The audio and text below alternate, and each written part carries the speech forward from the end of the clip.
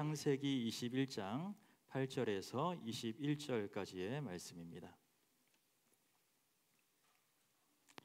창세기 21장 8절에서 21절까지의 말씀입니다. 이 말씀을 우리 한 절씩 교독하겠습니다. 아이가 자라매 젖을 떼고 이삭이 젖을 떼는 날에 아브라함이 큰 잔치를 베풀었더라. 사라가 본즉 아브라함의 아들 애굽 여인 하갈의 아들이 이삭을 놀리는지라. 그가 아브라함에게 이르되 이 여종과 그 아들을 내쫓으라.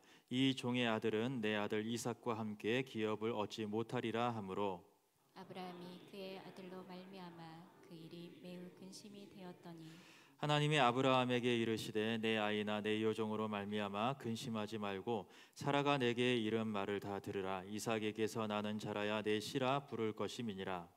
그러나 여종의 아들도 내 씨니 내가 그로 한 민족을 이루게 하리라 하신지라.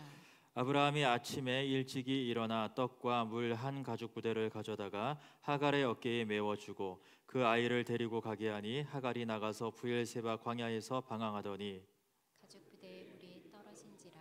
그 자식을 관목덤불 아래에 두고 이르되 아이가 죽는 것을 참아 보지 못하겠다 하고 화살 한바탕 거리 떨어져 마주 앉아 바라보며 소리내어 우니 하나님이 그 어린 아이의 소리를 들으셨으므로 하나님의 사자가 하늘에서부터 하갈을 불러 이르시되 하갈아 무슨 일이냐 두려워하지 말라. 하나님이 저기 있는 아이의 소리를 들으셨나니 일어나 아이를 일으켜 내 손으로 붙들라. 그가 큰 민족을 이루게 하리라 하시니라.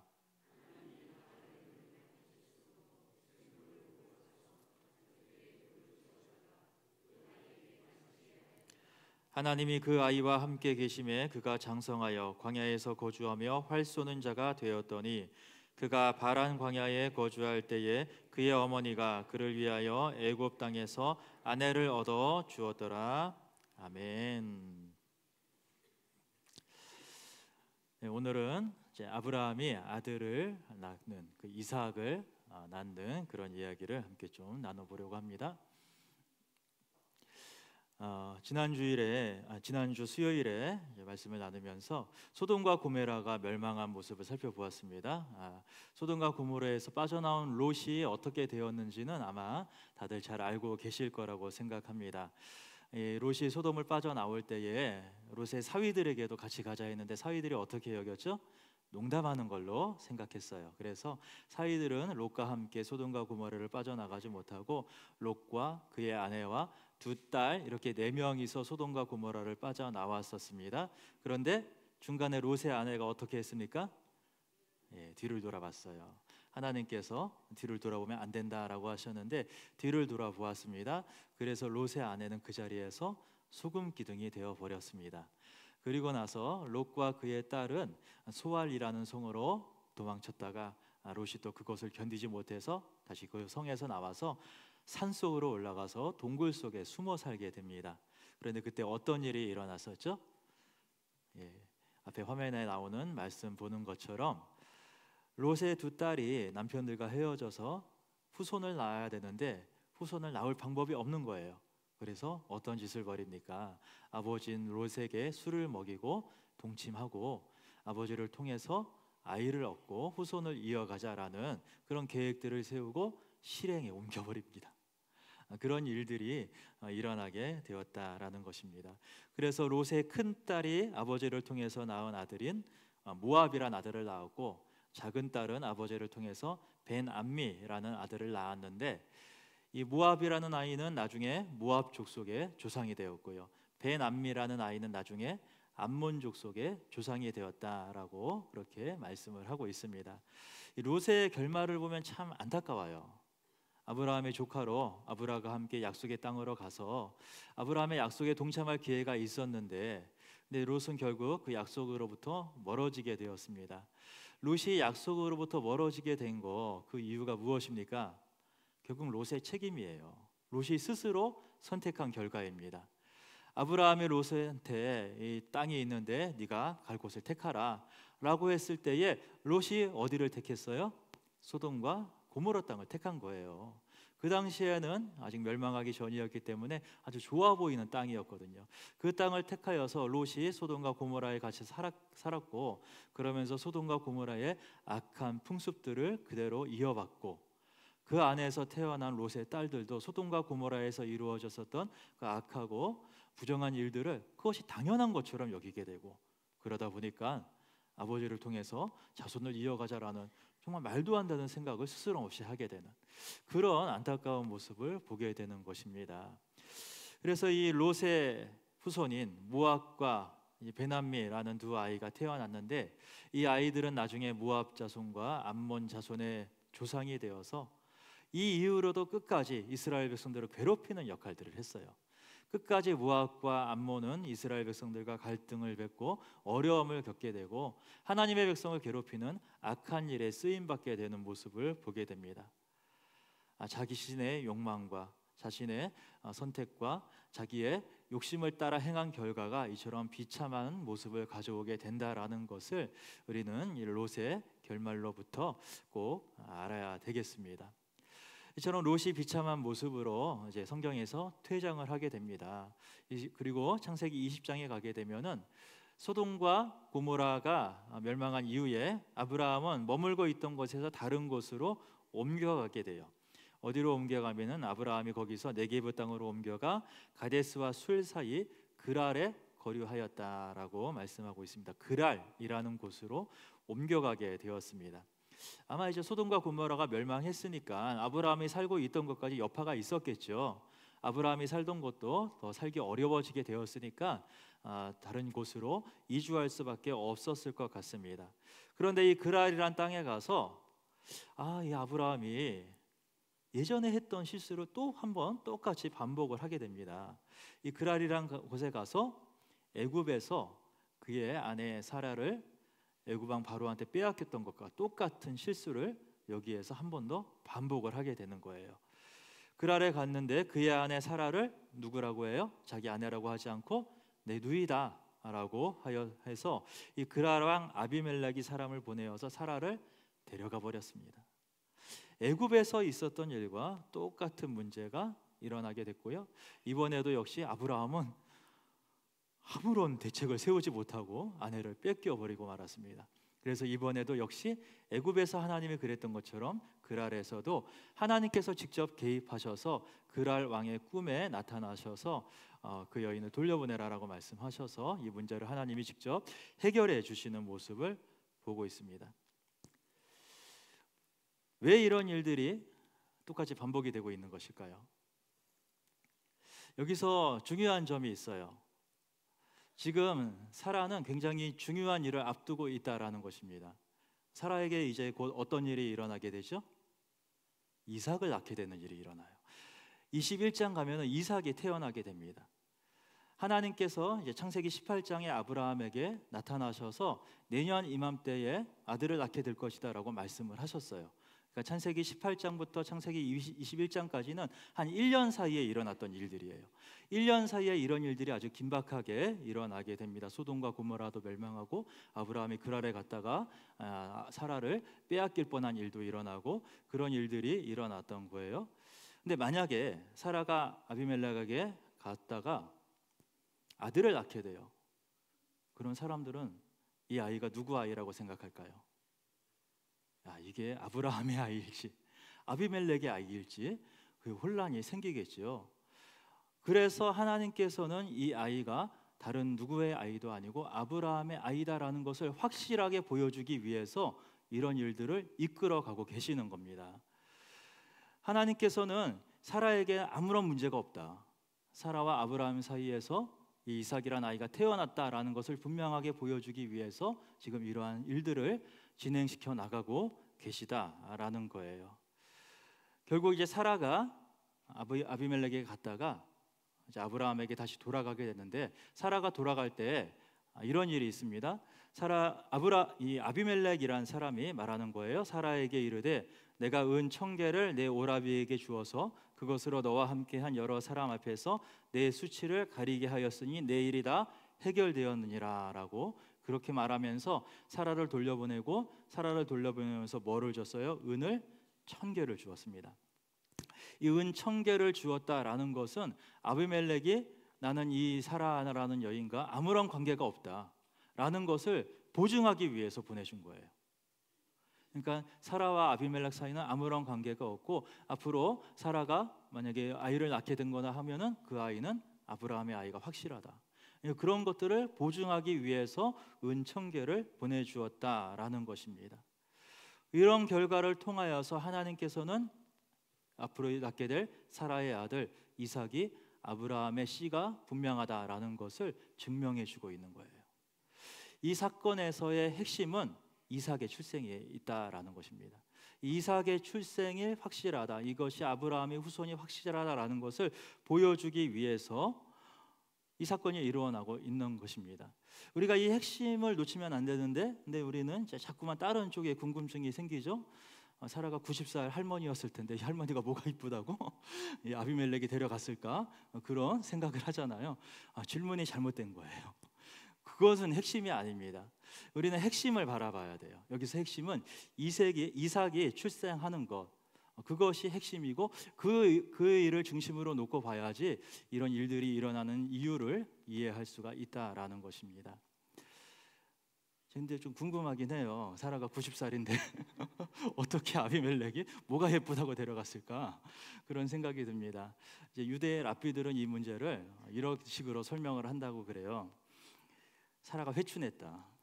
하나님께서 은혜를 주셔서 이제 나중에 뭐 아이도 낳아야 되니까 하나님께서 기적적인 은혜를 주셔서 사라가 회춘했다. 그렇게 해석하기도 합니다. 근데 이거는 좀 너무 좀 받아들이기 어렵죠? 과하죠? 이런 건 해석 어렵고요.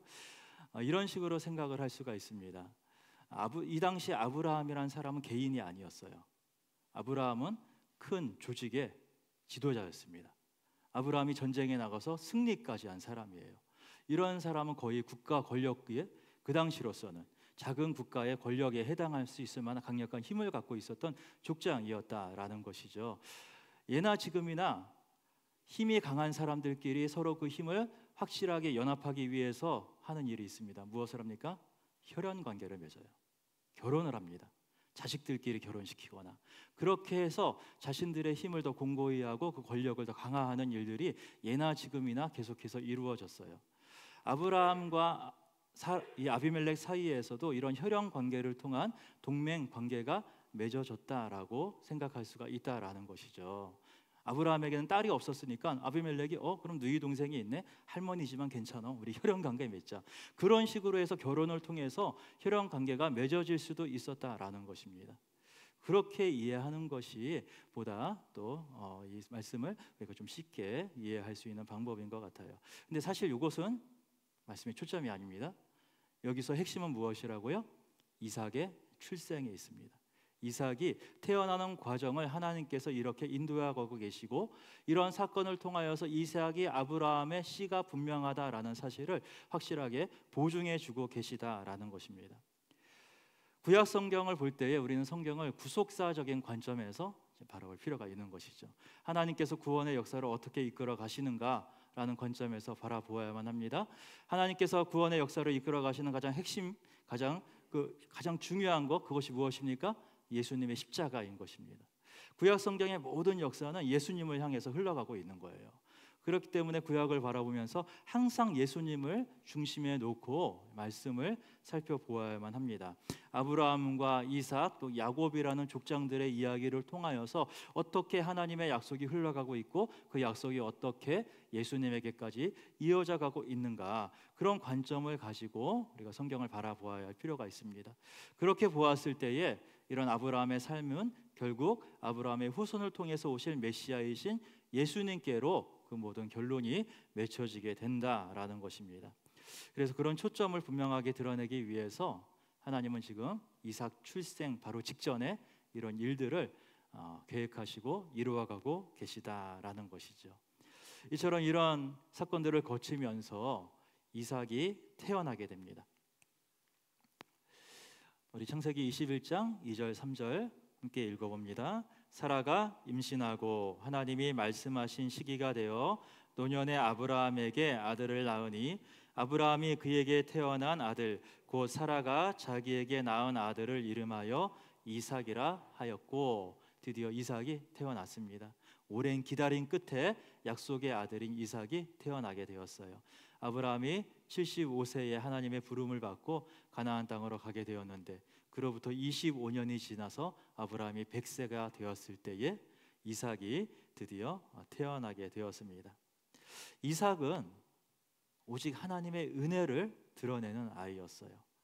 사람의 힘으로는 도저히 이룰 수 없는, 사람의 힘으로는 결코 있을 수 없는 일이 이삭의 출생이다라는 것입니다.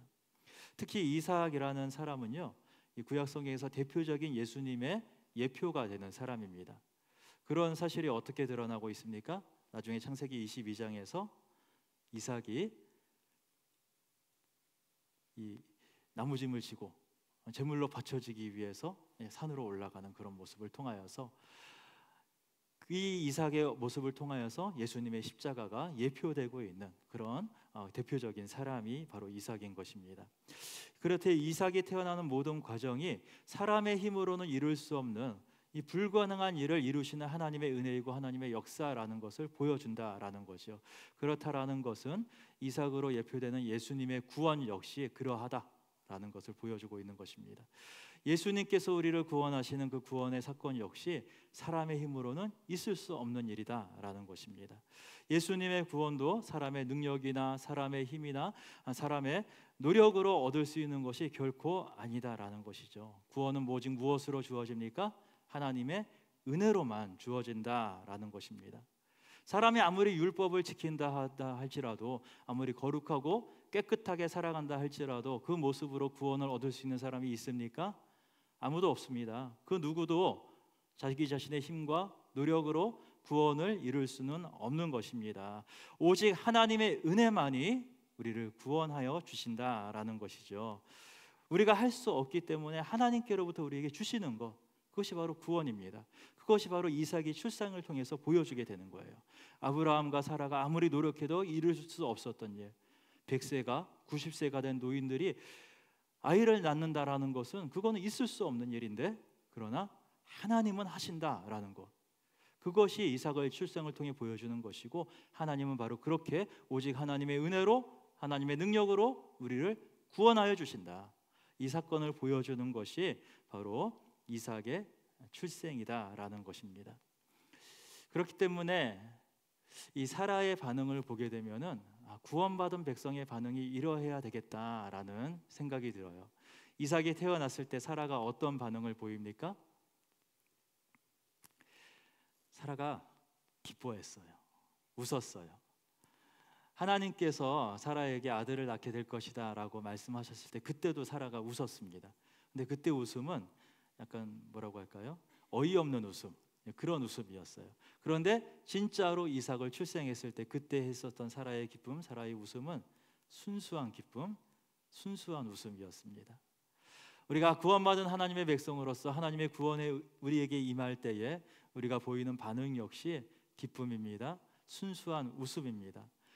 이렇게 하나님이 나를 구원하셨구나, 나와 같은 자도 하나님의 은혜로 덮어주시는구나, 그런 사실을 고백하면서 하나님께 기뻐하고 감사하는 것, 그것이 구원받은 자의 유일한 반응인 것입니다. 우리에게 그런 기쁨이 있기를 소원합니다. 하나님께서 주시는 구원의 기쁨과 날마다 그 구원의 감격을 누려가실 수 있게 되기를 주님의 이름으로 축복합니다. 이삭이 이렇게 태어났는데, 그런데 아직 문제가 다 끝난 게 아니에요. 어떤 문제가 있습니까? 아브라함에게는 아들이 한 명 더 있었다. 그 문제가 남아있다라는 것이죠. 우리 21장 8절과 9절 함께 읽어보겠습니다. 아이가 자라매 젖을 떼고 이삭이 젖을 떼는 날에 아브라함이 큰 잔치를 베풀었더라. 사라가 본즉 아브라함의 아들 애굽 여인 하갈의 아들이 이삭을 놀리는지라. 아브라함에게는 아들이 한 명 더 있습니다. 이름이 무엇입니까? 이스마엘이라는 아이가 있었습니다. 아브라함이 86살 때에 이 아이를 얻었어요. 그러니까 이삭이 태어났을 때 아마 이스마엘은 14살 정도 되는 이제 사춘기에 들어가고 있는, 우리나라 나이로 중2죠. 딱 사춘기의 절정을 지내고 있을 때가 아마 이스마엘이 자기 동생이 태어났을 거예요. 아마 이스마엘 입장에서는 이 동생이 기쁘지 않았을 거예요. 왜냐하면 그동안 이스마엘은 아브라함의 독자로서 아브라함의 후계자로 여겨지고 있었던 거예요. 그런데 이삭이라는 새로운 동생이 태어났어요. 이 아이가 결국은 아브라함의 후계자가 될 것이다. 이 아이는 결국 이스마엘의 경쟁자가 될 수밖에 없는 그런 모습이었다라는 것이죠. 이스마엘은 이 동생이 태어난 것이 별로 기쁘지 않았을 것이고 탐탁지 않았을 것 같습니다. 드디어 이삭이 젖될 무렵 돼서 사건이 일어나기 시작을 합니다. 이스라엘 사람들은 보통 한 3살까지 젖을 먹인다고 그래요. 그리고 한 3살 지나면 그때부터 젖을 떼기 시작한다고 합니다. 아마 이삭이 젖을 떼는 것도 한 3살 정도 지나면서 젖을 떼었을 것 같고, 그렇다면 그때 이스마엘은 한 17살 정도 되는 거의 다 큰, 거의 뭐 청년에 가까운 그런 모습이었을 것 같습니다. 근데 이때 이스마엘이 이삭을 놀리기 시작하는 거예요. 이 3살 아이를 뭐 어떻게 놀렸는지 모르겠어요. 그런데 아마 주변 사람들에게 은근히 이스마엘을 이렇게 무시하거나 이스마엘이 이삭을 무시하거나 좀 얕잡아 보거나 그런 행동들을 취했지 않았을까 싶습니다. 이런 모습을 사라가 지켜보고 있었다라는 것이죠. 그 모습 보면서 사라는 생각했을 거예요. 쟤 그냥 놔뒀다가는 나중에 큰일 나겠다. 그대로 뒀다가는 나중에 이삭한테 무슨 해코지를 할 줄 모르겠다. 그런 생각이 들었을 거예요. 그래서 사라는 아브라함에게 저 이스마엘과 그리고 그의 어머니 하갈을 내쫓아달라 그렇게 요청하게 됩니다. 이 말을 듣고 아브라함은 괴로워하기 시작합니다. 아브라함 입장에서는 되게 참 쉽지 않았을 것입니다. 왜냐하면 아브라함 입장에서 이스마엘도 자기의 씨를 받고 태어난 아들이었거든요. 자기 피를 받고 태어난 아들이었어요. 이 아들을 버리는 것이 참 쉽지 않았습니다. 근데 참 이게 아브라함에게 참 바뀌지 않는 큰 약점이기도 합니다. 근데 이것은 이제 아브라함의 약점일 뿐만이 아니고 이 집안에서 대대로 흐르고 있는 큰 약점이에요. 자식들에 대해선 과도한 사랑, 과도한 애정, 그런 약점이 있었습니다. 그 과도한 애정이 편애로 드러나는 그런 약점이 이 아브라함의 가정에 계속 이어지게 됐었어요. 아브라함도 그 애정이 너무 차고 넘쳐서 이스마엘을 끝까지 싸고 들려고 품고 가려고 했었고요. 아브라함의 아들 이삭도 똑같았죠. 이삭에게도 에서와 야곱이라는 두 아들이 있었는데 이삭도 두 아들 중 한 사람만 편애했습니다. 누굴 편애했습니까? 에서만 편애했었죠. 그런 문제가 있었고, 또 야곱은 12명의 아들이 있었는데 그 중에서도 또 한 아들만 유난히 편애했었죠. 누구를 편애했습니까? 요셉을 그렇게 편애했었습니다. 그렇게 한 자식에 대해서 과도하게 애정을 쏟아붓는 그런 약점이, 그런 한계점이 이 집안에 계속 있었어요. 아브라함도 여기에서 이 이스마엘에 대해서 그 애정이 너무 과했던 것입니다. 그럴 때 하나님께서는 아브라함과는 다른 생각을 갖고 계셨던 것이죠. 하나님이 아브라함에게 말씀하십니다. 우리 12절 말씀 같이 읽습니다. 하나님이 아브라함에게 이르시되 내 아이나 내 여종으로 말미암아 근심하지 말고 사라가 내게 이른 말을 다 들으라. 이삭에게서 나는 자라야 내 씨라 부를 것임이니라. 하나님께서 분명하게 말씀하십니다. 사라의 말을 다 들어라. 그대로 해라. 이스마엘과 하갈을 내보내라 라고 하나님께서 말씀하시는 거예요. 오직 이삭에게서 나는 자라야 너의 씨라고 불려지게 될 것이다. 그러니까 하나님의 약속은 누구를 통해서 흘러간다라는 거예요? 이삭과 그의 후손을 통해서 흘러가게 될 것이다. 이스마엘이 아니라는 거예요. 물론 이스마엘도 하나님께서 은혜를 주셔서 큰 민족을 이루게 될 것입니다. 하지만 하나님의 약속은 오직 이삭을 통해서 그 후손을 통해서 흘러가게 될 것이다. 그래서 하나님의 약속은 이삭과 그의 후손을 통해서 어디까지 이르죠? 예수님에게까지. 그 약속이 예수님에게까지 이루어지게 될 것이다 라고 말씀하고 있는 것입니다.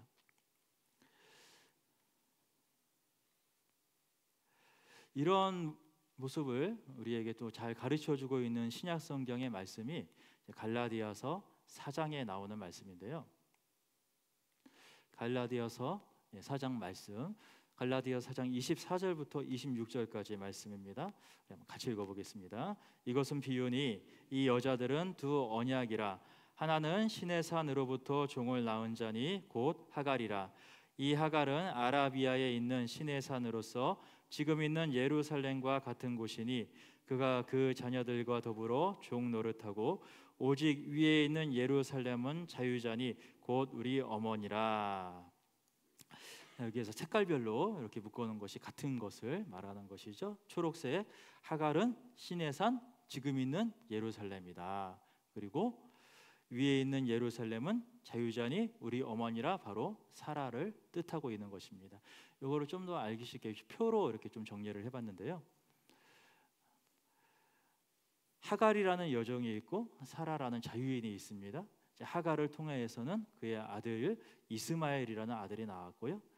또 사라를 통해서는 이삭이라는 아들이 나왔습니다. 근데 이 하갈과 이스마엘이 상징하는 것은 이 땅에 있는, 지상에 있는 예루살렘을 상징한다라고 갈라디아서 4장은 말씀하고 있습니다. 그리고 옛 언약, 바로 율법을 상징하고 있는 사람들이다라고 말씀하고 있어요. 그에 반해서 사라와 이삭은 하늘에 있는 예루살렘, 하나님 나라를 상징하는 사람들이고, 이들은 새 언약, 바로 복음을 상징하는 사람들이다라고 가르쳐 줍니다. 하갈과 이스마엘을 따르는 결과는 결국은 종이 될 뿐이에요. 율법의 종이 될 뿐입니다. 하지만 사라와 이삭을 따라서 하나님의 약속을 따르게 될 때에는 그 결과는 자유를 얻게 됩니다. 율법으로부터 벗어나서, 죄로부터 벗어나서 자유를 얻게 된다라는 말씀을 가르쳐 주고 있는 것입니다. 율법을 따르는 길은 결국 우리를 종으로 만드는 길이다라는 것을 말씀하고 있습니다. 율법은 결코 우리를 죄로부터 자유케 해줄 수가 없습니다. 왜 그렇습니까? 왜 율법을 지킨다고 해서 우리가 죄로부터 자유를 얻을 수가 없는 것입니까? 왜냐하면 율법은 죄의 문제를 해결해 줄 수가 없기 때문이에요. 율법이 죄에 대해서 해줄 수 있는 것은 딱 하나밖에 없습니다. 죄가 무엇인지를 알려주는 것. 율법은 그것밖에 해주는 것이 없어요. 어떤 일이 있을 때 그것이 죄인가 아닌가, 그것을 판단하는 기준이 되는 것, 그것이 율법이다라는 것입니다. 하지만 그것이 우리의 죄의 문제를 해결해 줄 수는 없다라는 것입니다. 율법을 철저히 지킨다고 해서 우리가 죄를 짓지 않을 수가 있겠습니까? 일단은요, 율법을 철저하게 지킨다라는 것 자체가 불가능해요. 그 모든 율법 규정들을 우리가 다 알기도 어렵고, 그것들을 일일이 다 지킨다라는 것 자체가 아주 어려운 일입니다. 그리고 심지어 하나님은 우리의 외면의 행동만 보시는 것이 아니고 우리의 마음의 생각까지도 보신다라는 것입니다. 우리 마음의 생각에 악한 생각, 나쁜 생각 한 번이라도 안 해봤다 하시는 분 한번 손 한번 들어보시겠어요? 아무도 없으시죠? 네, 우리 어린이는 빼고요. 네. 네.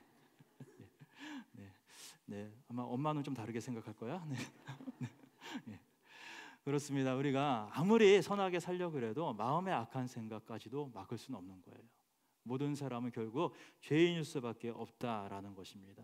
율법은 그 죄의 문제를 해결해 줄 수가 없어요. 율법은 단지 그것이 죄인가 아닌가 그것을 알려주고 그것을 판별하는 기준이 될 뿐이다라는 것입니다.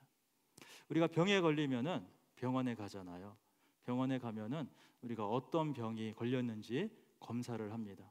피 검사도 하고 뭐 엑스레이도 찍어보고 CT도 찍고 MRI도 찍고 그러면서 쭉 검사를 하죠.